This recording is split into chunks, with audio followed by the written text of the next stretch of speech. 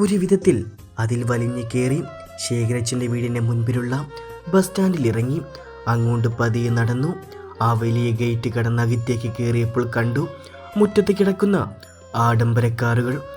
ഇതാരായിരിക്കുമെന്ന് ആലോചിച്ചുകൊണ്ട് അവൾ വേഗം പുറകുവശം വഴി അടുക്കളയിലേക്ക് ചെന്നു. ചുറ്റുമൊന്ന് നോക്കി. അകത്തുനിന്നും ആരുടെയൊക്കെയോ വർത്താനം കേൾക്കാം. അവൾ സ്റ്റോർ റൂമിൽ കയറി ബാഗ് വെച്ചു. പുറത്തെ ബാത്റൂമിൽ പോയി ഫ്രഷായി പുറത്തിറങ്ങി. സമയം 3 കഴിഞ്ഞിരുന്നു. ഇവിടുത്തെ പണികൾ ഒതുക്കി എൻ്റെ വീട്ടിലെത്തണം.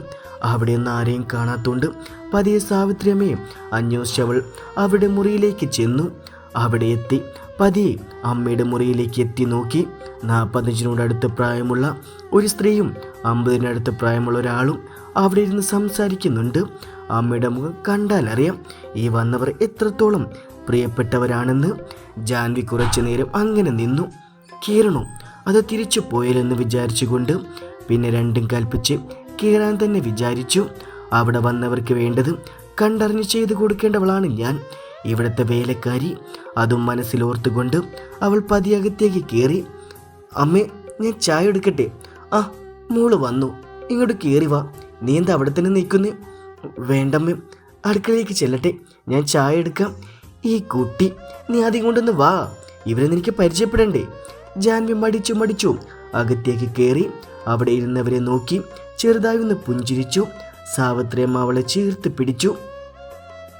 അംബിക, ഇതാ ഞാൻ പറഞ്ഞ മോള് ജാൻവി, എൻ്റെയും നിൻ്റെ അച്ഛൻ്റെയും ഇപ്പോഴുള്ള ആരോഗ്യത്തിൻ്റെ പിറകിലുള്ള ആള്. അത് ശരി, ആ കാന്താരിയാണോ ഈ മിണ്ടാതെ മാറുന്നത്? അമ്മ പറഞ്ഞു കേട്ടപ്പോൾ ഞാൻ കരുതി വില്ലാളി വീരെത്തിയായിരിക്കെന്ന്. മോളിങ്ങ് വന്നേ, ഞാൻ ചോദിക്കട്ടെ. അംബിക അവൾ അടുത്ത് പിടിച്ചിരുത്തി. മോൾ എന്ത് ചെയ്യുന്നു? ഞാൻ MBA കഴിഞ്ഞു.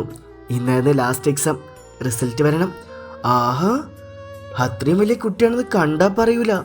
അതിനവളൊന്ന് ചിരിച്ചു കൊടുത്തു.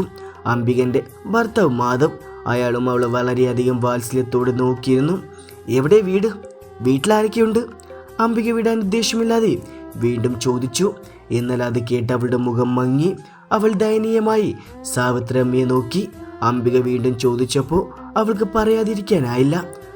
അത് മാഡം, എൻ്റെ അച്ഛനമ്മയും ഞാൻ ചെറുതായിരുന്നപ്പോൾ മരിച്ചുപോയി. ഇപ്പം അമ്മായിൻ്റെ കൂടെ നിൽക്കുന്നേ.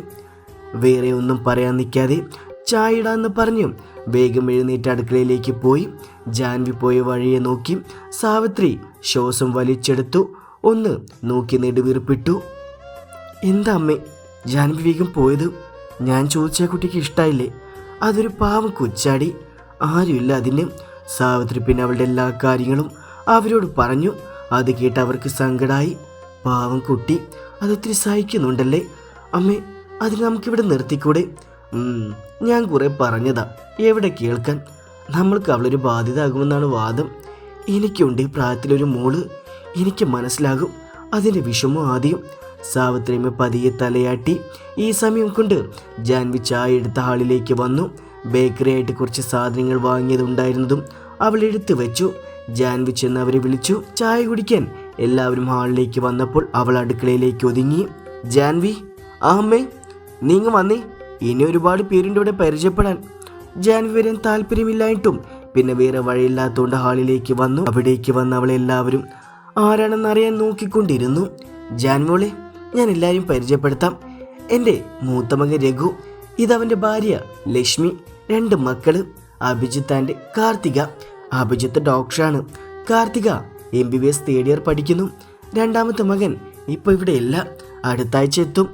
ദേവൻ ആൻഡ് പ്രിയ, ഒരാളെ ഉള്ളു മകനായിട്ട്, ധ്രുവ് ദേവ്, അവനാണ് കാനഡയിലുള്ളത്. അവരെല്ലാം അവിടെയാണ്.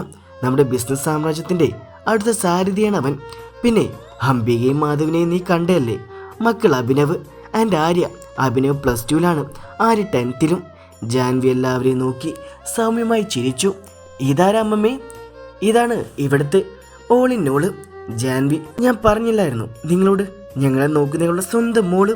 സാവിത്രമ്മയുടെ ആ പ്രയോഗം അവളെ ചേർത്ത് പിടിക്കണമെന്ന് കാർത്തികയ്ക്ക് ഇഷ്ടമായില്ല. അതിൻ്റെ കാരണം അസൂയ മാത്രമായിരുന്നു. ജാൻവിയുടെ സൗന്ദര്യത്തിൽ അവിടെയുള്ള എല്ലാവരും ഫ്ലാറ്റ്. എല്ലാവരും അവളെ അത്ഭുതത്തോടെ നോക്കി. കാണാൻ അതിസുന്ദരിയായിരുന്നു. ഉണ്ടക്കണ്ണുകൾ, നീണ്ട നാസിക, റോസാപ്പൂ ദളങ്ങൾ പോലെയുണ്ട് ചുണ്ട്. അതിനും മാറ്റുരുകുന്ന പോലെ മേൽചുണ്ടിന് മുകളിലുള്ള കുഞ്ഞു മറുക്, ഗോൾഡനും ബ്ലാക്കും കൂടി ഇടകലർന്ന പഞ്ഞു പോലുള്ള നീണ്ട മുടികൾ കെട്ടിവെച്ചിട്ടുണ്ടെങ്കിലും കുറ്റിമുടികൾ ഫാനിൻ്റെ കാറ്റിൽ മുഖത്തേക്ക് തെന്നി വീഴുന്നുണ്ട്. കാർത്തിക എല്ലാവരെയും ചുറ്റും നോക്കി. എല്ലാവരും അവളുടെ സൗന്ദര്യത്തിൽ മതിമറന്ന് നിൽക്കുവാണ്. അതവളെ കുറച്ചൊന്നുമല്ല ദേഷ്യം പിടിപ്പിച്ചത്. ഡി, എൻ്റെ ചായ ഒന്ന് ചൂടാക്കി കൊണ്ടുവാ. എനിക്ക് നല്ല ചൂട് വേണം ചായക്ക്. ഞാനിപ്പോൾ കൊണ്ടുവരാം ചേച്ചി. പാ, ഓരോടെ എൻ്റെ ചേച്ചി കോൺമേ മാഡം, നീ ഇവിടുത്തെ വേലക്കാരിയല്ലേ? അപ്പോൾ അങ്ങനെ വിളിച്ചാൽ മതി, കേട്ടല്ലോ? ഈ അമ്മാമ്മയും അച്ചാച്ചിയും അവളെ തലയിൽ കയറ്റി വെച്ചിരിക്കുന്ന മനസ്സിലായി. അതുകൊണ്ടാണ് അവൾക്ക് ഇത്രയും വിളച്ചിൽ. ഞാൻ ഇനിയിവിടെ ഉണ്ടാകും, നോക്കട്ടെ നിന്റെ പണികളും, അല്ലെങ്കിൽ നിന്നെ പറഞ്ഞു വിടും, പറഞ്ഞേക്കാം. കാർത്തിയുടെ വാക്കുകൾ ജാൻവിക്ക് സങ്കടമുണ്ടാക്കി. എങ്കിലും പറഞ്ഞെല്ലാം ശരിയല്ലേ എന്നോർത്തപ്പോൾ പിന്നെ ആർക്കും മുഖം കൊടുക്കാതെ വേഗം അടുക്കളയിലേക്ക് പോന്നു ചായ ചൂടാക്കാൻ. കാർത്തിക, നീ എന്തൊക്കെയാ കൊച്ചിനെ പറഞ്ഞ്? അച്ചാച്ചാ, അവൾ വെറും ഒരു വേലക്കാരിയല്ലേ, പിന്നെ എന്തിനാ അവൾക്ക് ഇത്രയും സ്വാതന്ത്ര്യം കൊടുത്തിരിക്കുന്നത് എന്നാ എനിക്ക് മനസ്സിലാകാത്തത്. ഇവിടെ അവൾക്ക് പൂർണ്ണ സ്വാതന്ത്ര്യം കൊടുത്തിരിക്കുന്നത് ഞങ്ങളാണ്. അതിനെ ആർക്കും ചോദ്യം ചെയ്യാൻ അവകാശമില്ല. പിന്നെ മക്കളും കൊച്ചുമക്കളും കുറേ പേരുണ്ടെങ്കിലും പ്രായമായി ഞങ്ങളെ നോക്കാനോ കൂടെ നിൽക്കാൻ നിങ്ങൾക്കാർക്കും സമയമില്ല. രക്തബന്ധത്തേക്കാൾ വിലയുണ്ട് അവളും ഞങ്ങളുമായി. അതുകൊണ്ട് ഇനി ആ കൊച്ചിനെ വിഷമിക്കാൻ ഇവിടെ നിങ്ങൾക്ക് ആർക്കെങ്കിലും എന്തെങ്കിലും പ്ലാൻ ഉണ്ടേ ഞാൻ റിട്ടയർഡ് IG ആണെന്നുള്ളത് അങ്ങ് മറക്കും, മനസ്സിലായോ? ഇതെല്ലാം കേട്ട് കാർത്തിക ചവിട്ടിത്തുള്ളി മുകളിലുള്ള അവളുടെ റൂമിലേക്ക് ചെന്നു. ലക്ഷ്മിക്കും ശേഖരനും പറഞ്ഞത് ഇഷ്ടമായില്ല. തൻ്റെ മകളേക്കാൾ സ്ഥാനം അടുക്കളക്കാരിക്ക് കൊടുത്തിട്ടുണ്ടെങ്കിൽ അവൾ ചില്ലറക്കാരിയല്ല എന്നവർ മനസ്സിൽ ഉറപ്പിച്ചു. കാർത്തിക പോയ പുറകെ ലക്ഷ്മിയും അവളുടെ റൂമിലേക്ക് പോയി. അവളെ സമാധാനിപ്പിക്കാൻ എന്ന പോലെ സാവിത്രിപ്പെട്ട് തന്നെ അടുക്കളയിലേക്ക് ചെന്നു. മോളെ, അമ്മയോ? ഞാൻ കാർത്തിക മേഡത്തിന് ചായ ചൂടാക്കുമായിരുന്നു. നീ അവളെ പറഞ്ഞു കേട്ട് മനസ്സ് വിഷമിക്കേണ്ട. അവളുടെ സ്വഭാവം എങ്ങനെയാണ് കേട്ടോ. എനിക്ക് വിഷമൊന്നുമില്ല അമ്മേ. ശരിക്കും മാഡം പറഞ്ഞത് ശരിയല്ലേ, ഞാൻ വെറും ഒരു സെർവൻറ്റ്. സാവിത്രി കാണാതെ അവൾ നിറഞ്ഞെന്ന കണ്ണുനീർ തുടച്ച് കളഞ്ഞു. ജാൻമോളെ, വൈകുന്നേരത്തെ കുറച്ചധികം ഭക്ഷണം ഉണ്ടാക്കണം. എല്ലാവരും ഉണ്ടല്ലോ. വീണനോട് സാധനങ്ങൾ വാങ്ങിക്കൊണ്ടുവരാൻ പറഞ്ഞിട്ടുണ്ട് ഞാൻ. പിന്നെ അവർക്കൊക്കെ നമ്മുടെ നാടൻ ഭക്ഷണമൊന്നും ശരിയാകില്ലല്ലോ. മോൾക്ക് അതൊക്കെ ഉണ്ടാക്കാൻ അറിയോ? എന്താ വേണ്ടതെന്ന് പറഞ്ഞാൽ മതി അമ്മേ. വീട്ടിലും സുധിയേട്ടനും അമ്മായിക്കും അങ്ങനത്തെ ഭക്ഷണമാണ് ഇഷ്ടം.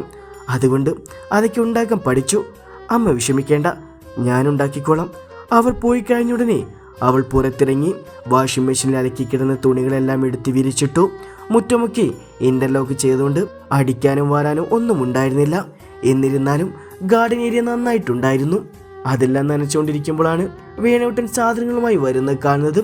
പിന്നെ വേഗം നനച്ച് തീർത്തു അടുക്കളയിലേക്ക് കയറി. മേടിച്ചുകൊണ്ട് സാധനങ്ങളെല്ലാം എടുത്ത് പുറത്ത് വയ്ക്കുമ്പോഴാണ് ശേഖരൻ അങ്ങോട്ട് കയറി വന്നത്. ജാനുമോളെ, കൂട്ടിനോടെ കൂടി നിർത്താം. മോൾക്ക് തന്നെ എല്ലാം കൂടി ചെയ്യാനാകില്ല. ഇവിടെയുള്ള പെണ്ണുങ്ങൾക്ക് അടുക്കളയെന്ന് കേട്ട അലർജിയാ. അയ്യോ, അതൊന്നും വേണ്ട ശേഖരിച്ച, ഞാൻ ഉണ്ടല്ലോ. അവ പിന്നെ നിനക്ക് ക്ലാസ്സിലൊന്നും പോകണ്ട മോളെ. എന്തായാലും നിന്റെ പഠനം കഴിഞ്ഞിട്ട് ഇവിടെ നിൽക്കണ്ട. നാളെ മുതൽ ക്ലാസ്സിലല്ലേ എനിക്ക്. ഇനി ഇതിൻ്റെ റിസൾട്ട് വരണ്ടേ?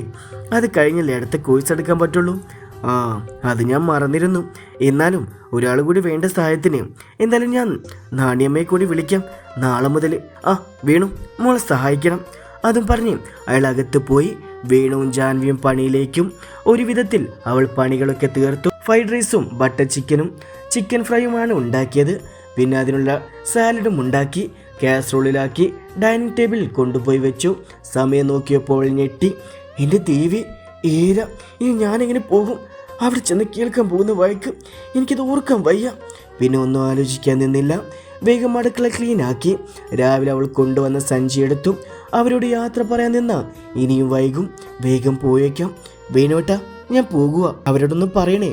ജാനിമോള്, രാത്രിയായി, നീ ഒറ്റയ്ക്ക് പോകണ്ട. ഞാൻ സാറിനോട് പറഞ്ഞ് കാർ ശരിയാക്കാം. അയ്യോ, അതൊന്നും വേണ്ട. എനിക്ക് ടോർച്ച് തന്നാൽ മതി. നടക്കാനുള്ള ദൂരമല്ലേ ഉള്ളൂ. കുറച്ച് സ്പീഡ് നടന്ന 10 മിനിറ്റ് കൊണ്ട് അവിടെ എത്താം. എന്നാലും മോളെ, ഈ സമയത്ത് മോൾ ഒറ്റയ്ക്ക് പോയി ശരിയാകില്ല. ശരിയാകുന്നേ.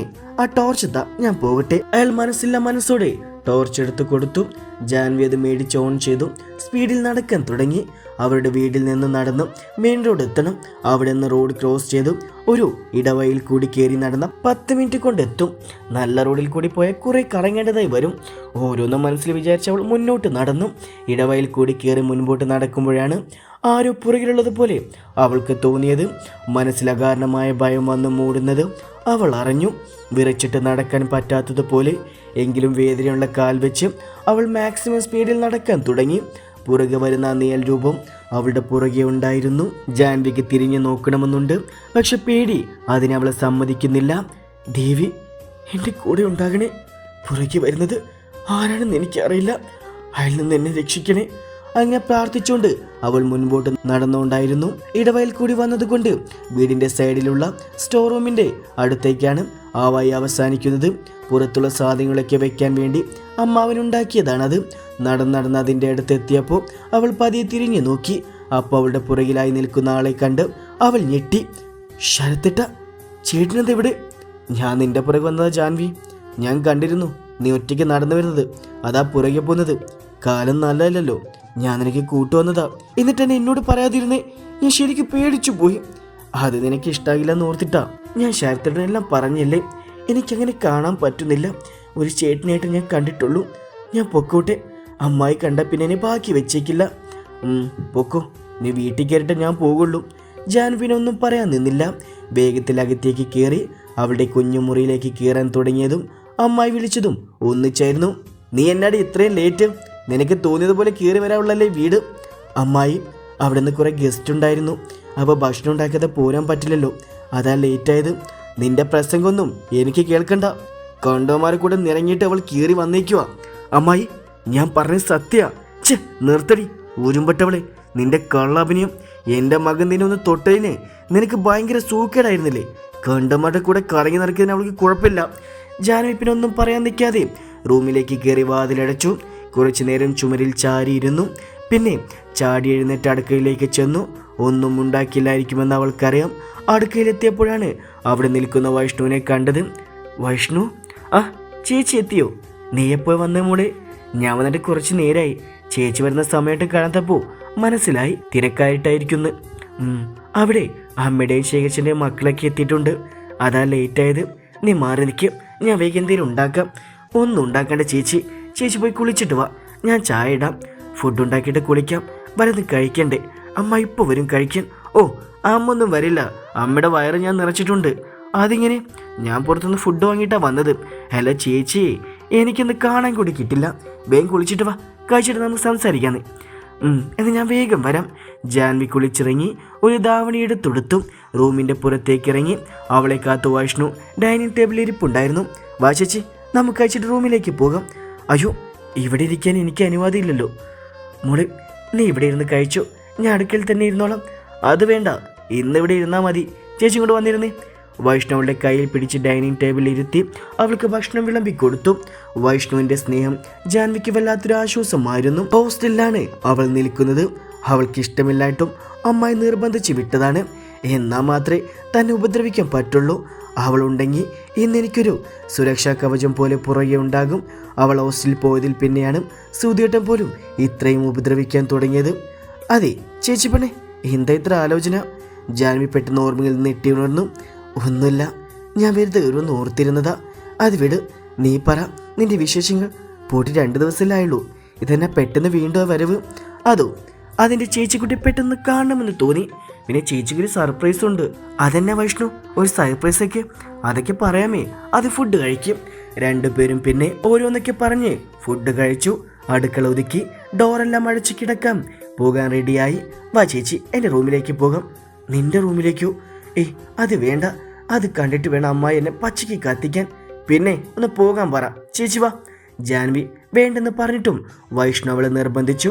അവളുടെ റൂമിലേക്ക് കൊണ്ടുപോയി. ഇതേ സമയം അമ്മായി ഹെവി ഫുഡ് കഴിച്ചു പെരുമ്പാമ്പായി കിടക്കുകയായിരുന്നു.